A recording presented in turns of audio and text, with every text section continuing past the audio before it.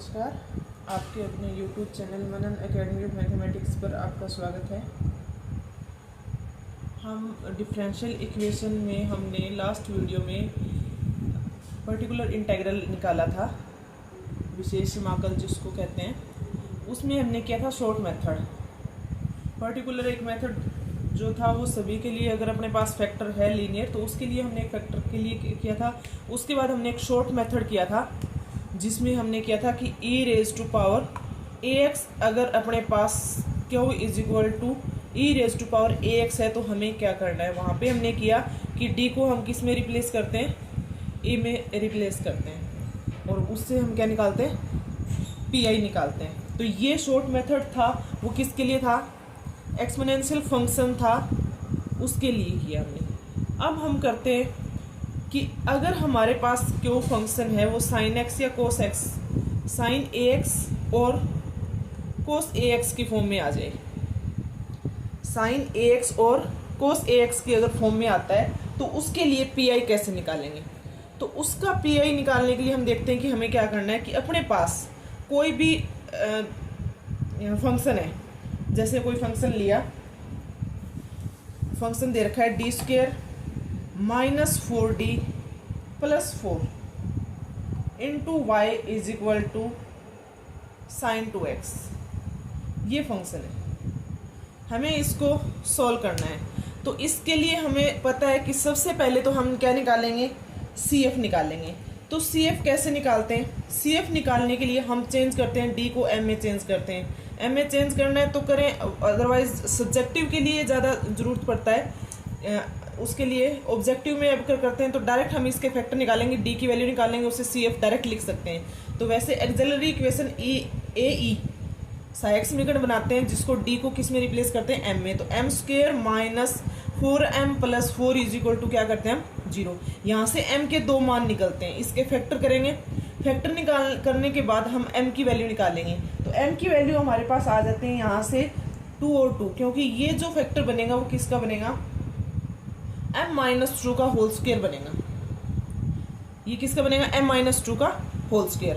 तो m की दो वैल्यू आ गई अपने पास। जो m की दो वैल्यू आई है उससे हम क्या निकालेंगे, CF निकालेंगे। तो CF क्या बनेगा, C1 e raise to power m1x यानी कि 2x। अच्छा, इसमें क्या दोनों सेम है तो इसके लिए क्या होगा, CF C1 plus C2x e raise to power 2x। दोनों सेम है, सेम नहीं होते तो उसके लिए हम अलग अलग निकाल लेते। वो मैंने CF का भी अलग से एक वीडियो बना रखा है, अगर आपने नहीं देखा है तो वो पीछे एक वीडियो में आप देख सकते हैं।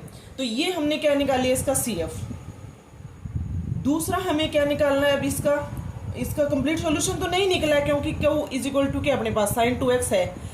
ये कंप्लीट CF में कंप्लीट तब होता है जब राइट साइड अपने पास क्या होती है, 0 हो जाती, इक्वल टू 0 होती, कुछ गिवन नहीं होता, तो हमारा सॉल्यूशन यहाँ तक कंप्लीट हो जाता। अब हमें PI निकालना है, किसके लिए, साइन 2x के लिए। तो PI निकालने के लिए हम फंक्शन को डिवाइड में लिखते हैं, D square minus 4d plus 4 into क्या है अपने पास, साइन 2x। इस क्या ऑपरेट करना है हमें, साइन 2x ऑपरेट करना है। तो अब हमने e raise to power ax के लिए कर लिया था कि हम क्या करते हैं, उसके लिए हमें क्या करना होता है कि d को e में रिप्लेस करते हैं, किसके लिए, e raise to power ax के लिए। बट यहाँ पे क्या है, फंक्शन साइन ax है, a की वैल्यू क्या है 2। तो अगर साइन ax आता है तो हम d को किस में रिप्लेस करते हैं, डी स्क्वेयर को रिप्लेस करते हैं माइनस a स्क्वेयर में। डी स्क्वेयर की किस वैल्यू क्या पुट करते हैं, minus a square. Minus sign अलग से रखना, ये नहीं कि हम माइनस 2 का स्क्वेयर कर रहे हैं, नहीं, हमें क्या करना है, माइनस साइन अलग से लगाना है, 2 का स्क्वेयर रखना है 4। स्क्वेयर करने के बाद इसको प्लस मत कर देना, वैल्यू को हम माइनस ही रखते हैं। D square is equal to क्या पुट करते हैं, माइनस ऑफ ए स्क्वेयर। तो जब यहाँ पे वैल्यू पुट करेंगे, अगर ये 0 आ जाता है तो उसके लिए नेक्स्ट मेथड अप्लाई करेंगे। बट अभी क्या करना है हमें, डी को क्या पुट करना है, माइनस ए स्क्वेयर पुट करना है। तो वैल्यू पुट करते हैं, यहाँ पे आ जाएगा, सिर्फ डी को ही रिप्लेस करना है, डी की जगह नहीं पुट करनी कोई भी वैल्यू। उसके लिए हम डी को ऑपरेट करेंगे, कैसे करते हैं देखते हैं। पहले डी स्क्वेयर की जगह अब मैं इस फंक्शन के लिए डी स्क्वेयर को क्या वैल्यू पुट करूंगी, -4 पुट करूंगी। तो -4 पुट करने पे क्या बनेगा, ये 4 -4 -4d + 4, तो ये वैल्यू क्या हो जाएगी अपने पास, 0 हो जाएगा। यहाँ पे जब वैल्यू हमने -4 की तो -4d + 4 इंटू साइन 2x आया, तो -4 से +4 कैंसिल हो गया, अपने पास सिर्फ क्या रह गया, -4d इंटू साइन 2x। जब हमने स्टार्टिंग में d पुट किया था तो d क्या था अपने पास, d क्या है, स्टार्टिंग में वीडियो में बताया था कि d क्या होता है, कि d/dx क्या होता है, किसको पुट किया था d हमने, d/dx को d पुट किया था, सबको पता है कि डेरिवेटिव है with respect to x, d क्या है अपने पास, with respect to x derivative है।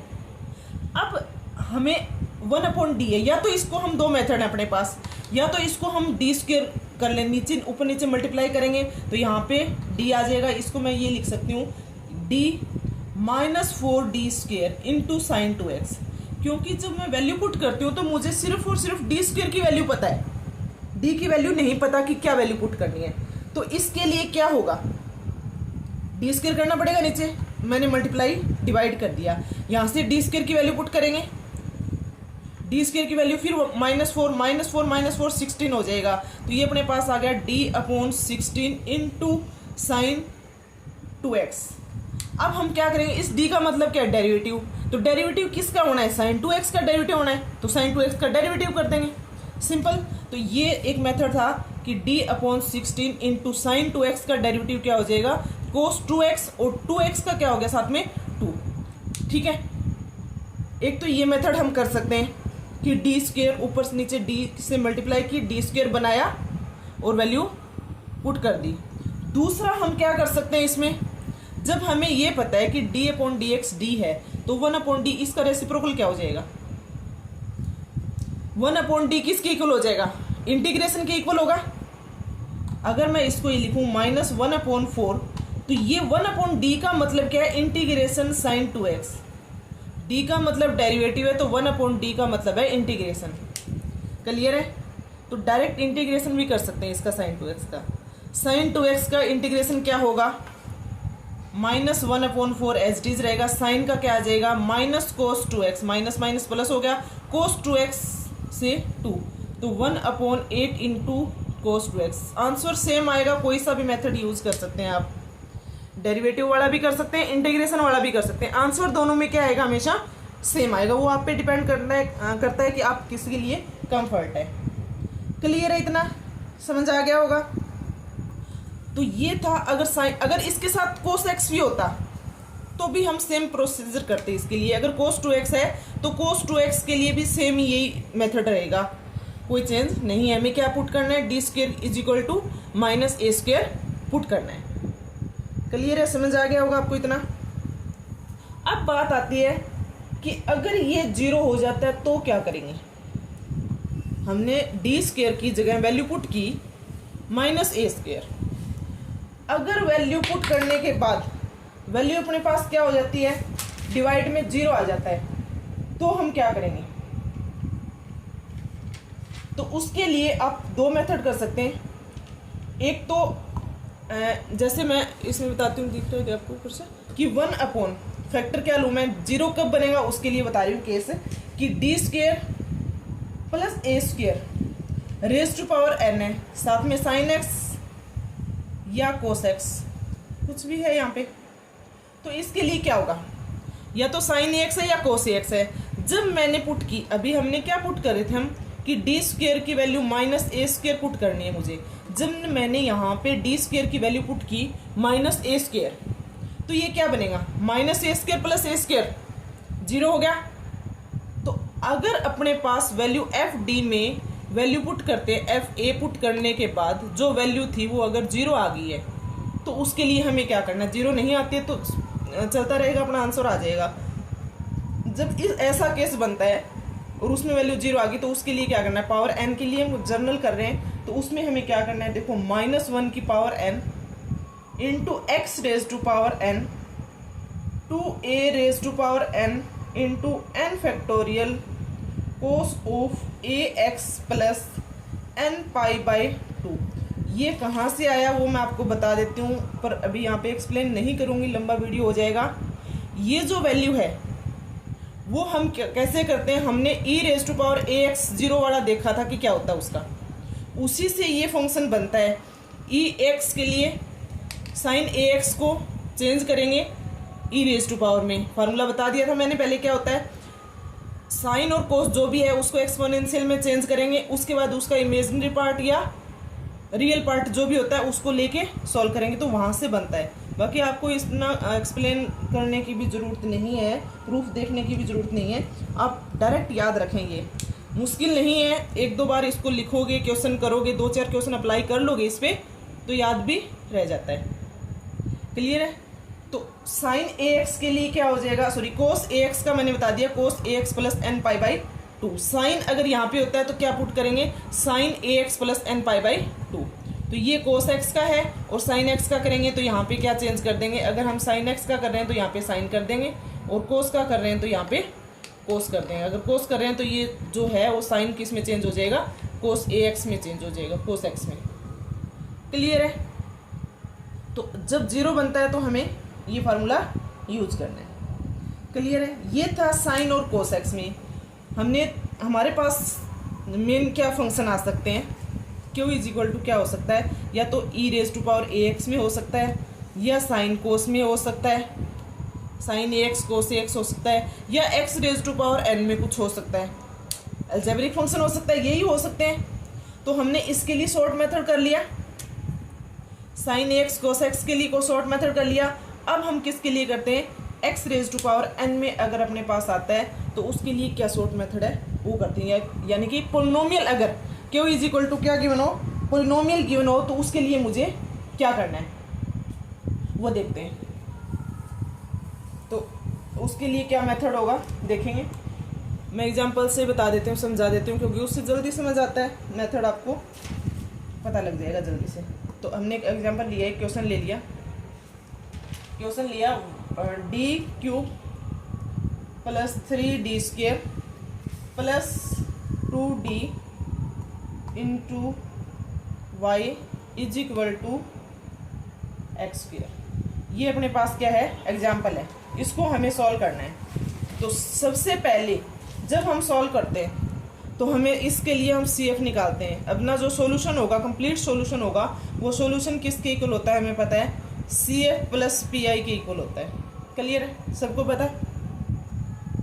CF निकाल, हर क्वेश्चन का CF तो निकलेगा, अगर right side not equal to 0 तो PI भी निकलेगा।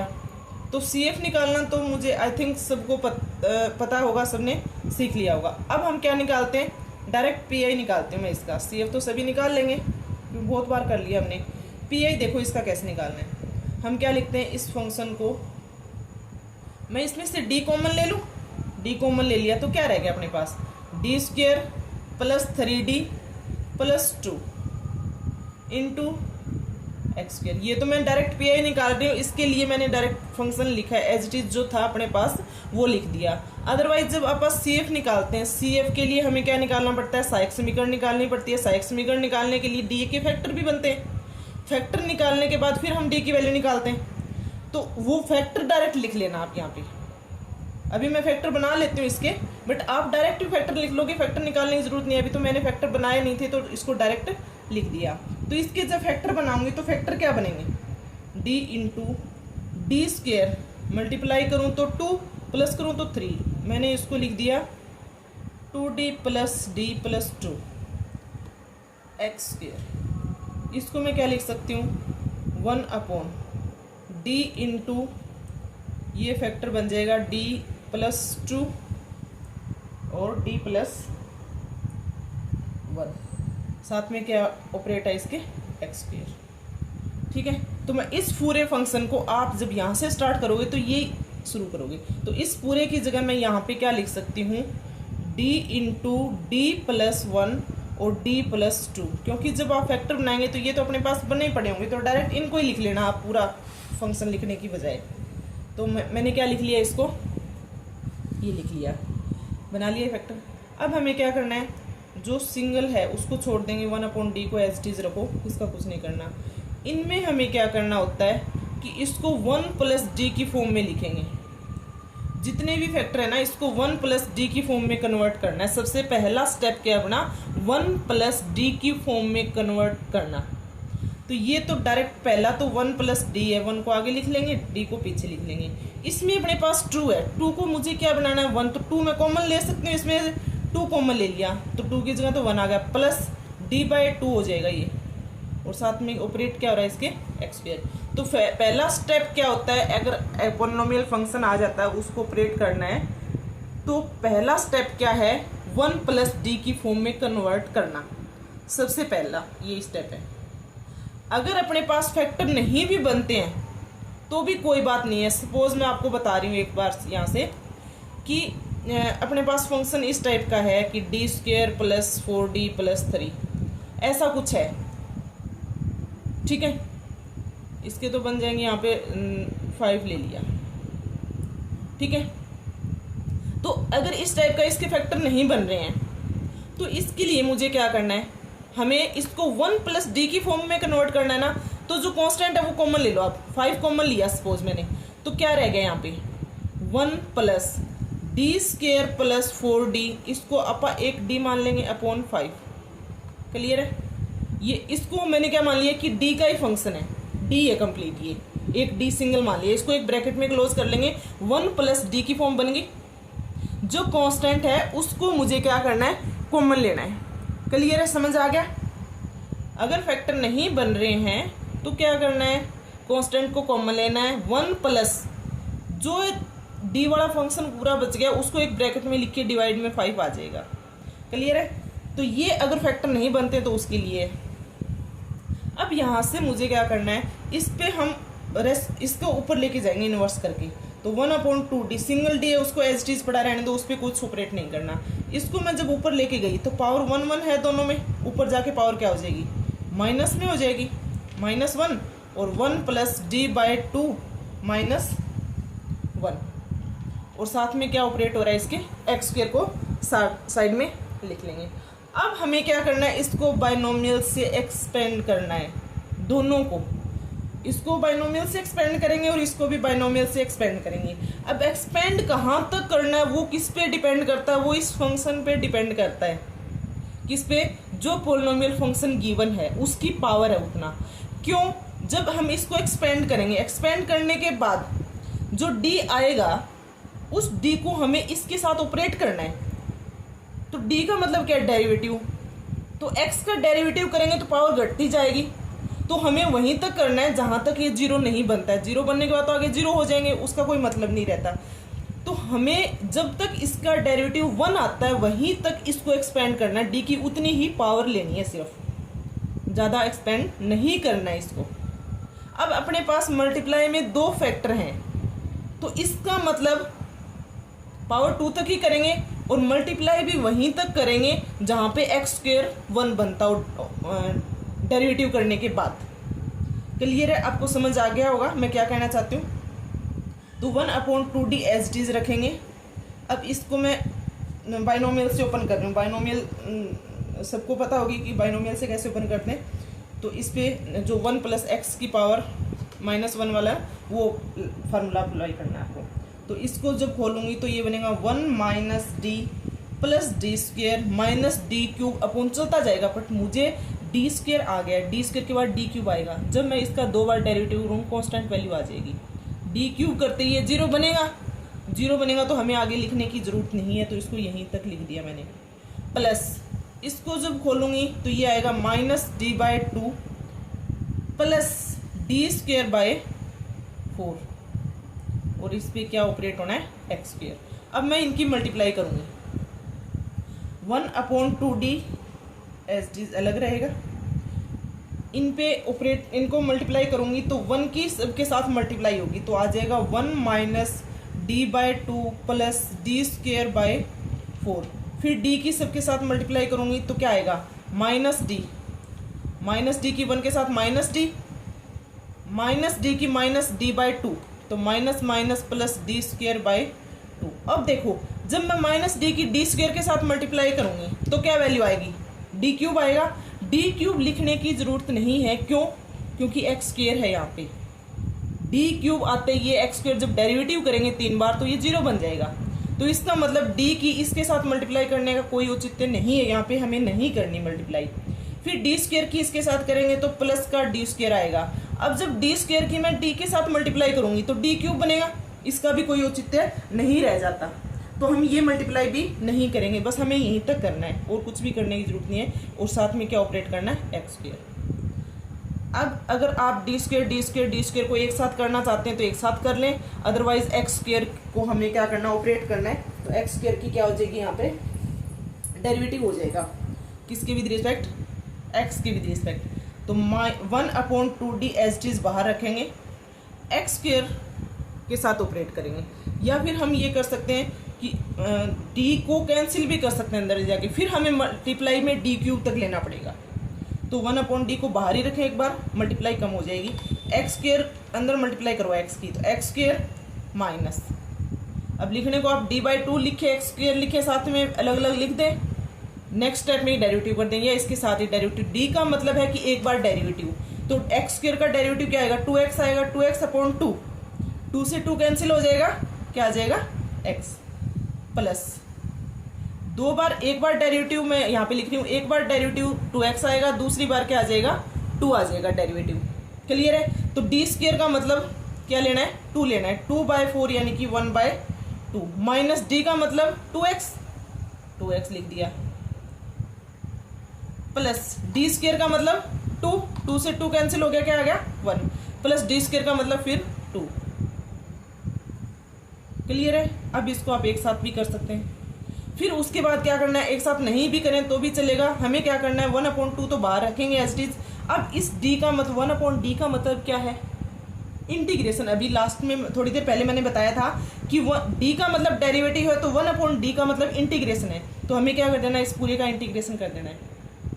तो इसको मैं 3 लिख सकती हूँ यहाँ पे, -2x, और इसको -3x लिख सकती हूँ, -3x। थोड़ा सा छोटा स्पेस का मैं इसलिए मैंने कर दिया, आप ना करो तो भी चलेगा।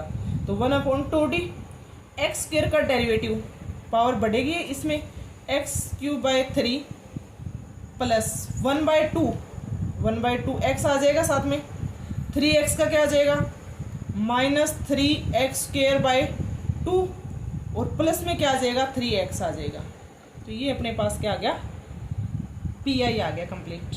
क्लियर है, समझ आ गया होगा क्या करना है, बिल्कुल साफ साफ मैंने आराम से बता दिया। एक बार और बता देती हूँ कि जो भी अपने को गिवन है फंक्शन, जो भी फंक्शन गिवन है, वहाँ से हमें क्या करना है, उसके फैक्टर लेके करते हो तो भी बेटर है, फैक्टर से नहीं होता तो वो मैंने बताया था कि कांस्टेंट टर्म को हमें बाहर कॉमन लेना होता है, हमें 1 + d की फॉर्म में कन्वर्ट करना है इसको।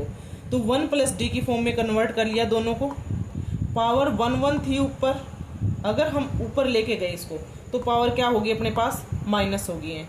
इसको बाइनोमियल से एक्सपेंड कर लिया, बाइनोमियल प्रसार कर दिया मैंने, द्विपद परिमेय प्रसार से इसको खोल दिया। तो ये अपने पास आ गया। इसको खोलना कहाँ तक है वो आपको जब क्वेश्चन करोगे तो अपने आप आपकी प्रैक्टिस हो जाएगी, आपको पता भी लग जाएगा कि कहाँ तक मुझे ओपन करना है। तो 1 - d + d², 1 - d/2 + d²/4, x² operate कर दिया सर पे। आप चाहो तो इस मल्टीप्लाई करके इसको d की टर्म को एक साथ कर सकते हो, d² एक साथ कर सकते हो। नहीं भी करते हो, इतना टाइम आप सेव करना चाहते हो तो डायरेक्ट आप ये लिख लें कि जब मैं x² का एक बार डेरिवेटिव करूँगा तो 2x आएगा, डबल डेरिवेटिव करूँगा तो 2 आएगा, तीसरी बार 0 बनना है तो आप 2x2 लिख लें। जहाँ d आ रहा है वहाँ पे तो 2x लिख देंगे, जहाँ d² आ रहा है वहाँ पे 2, फटाफट अब इसको अप्लाई कर देते हैं। फिर उसके बाद अपने पास बाहर d भी था, अगर d है डिवाइड में तो उस d को क्या करना है, x का क्या करना है, इंटीग्रेशन करना है d को ख़त्म करने के लिए। 1/d का मतलब ही क्या है, इंटीग्रेशन है। अगर ये d नहीं होता तो अपना यहीं तक आंसर ख़त्म। क्लियर है, सबको समझ आ गया होगा। तो ये अपने पास शॉर्ट मेथड था sin ax cos ax, और अगर कोई भी पॉलिनोमियल बहुपद अपने को गिवन है तो उसका।